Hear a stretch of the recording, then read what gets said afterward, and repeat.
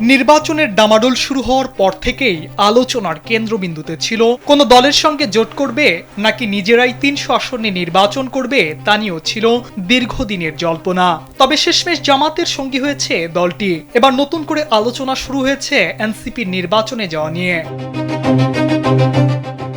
নির্বাচন কমিশনের নিরপেক্ষতা নিয়ে প্রশ্ন তুলে সমান সুযোগ পাচ্ছে না। এনসিপির মুখপাত্র ও নির্বাচন পরিচালনা কমিটির চেয়ারম্যান আসিফ মাহমুদ সজীব ভুইয়া রোববার সংবাদ সম্মেলনে জানিয়েছেন, তাদের দল নির্বাচনে অংশগ্রহণ করবে কিনা তা পুনঃবিবেচনা করা হতে পারে। আর প্রধান উপদেষ্টার সঙ্গে সাক্ষাৎ শেষে আসিফ বলেন, যে কোনো সিদ্ধান্তের জন্য প্রস্তুত এনসিপি।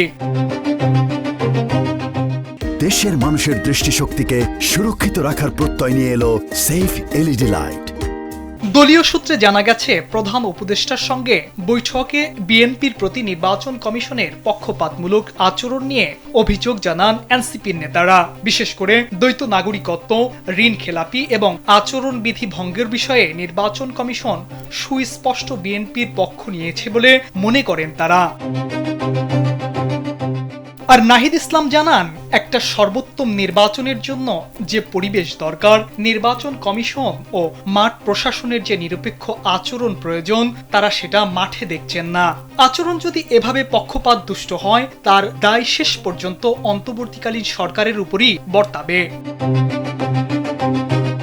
এনসিপির নেতারা বলেছেন, নির্বাচন কমিশনের নিরপেক্ষতা নিয়ে আস্থাহীনতায় ভুগছেন তারা। তাদের দাবি, সাম্প্রতিক ঘটনা প্রবাহের নির্বাচন কমিশন একটি সুষ্ঠু ও নিরপেক্ষ নির্বাচন আয়োজনের সক্ষমতা হারিয়েছে। কমিশনের উপর রাজনৈতিক দল ও জনগণের যে আস্থা থাকা প্রয়োজন তা নষ্ট হয়েছে।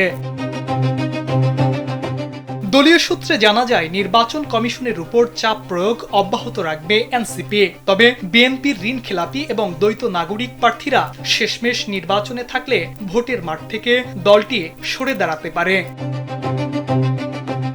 নাঈম ইসলাম, কালবেলা।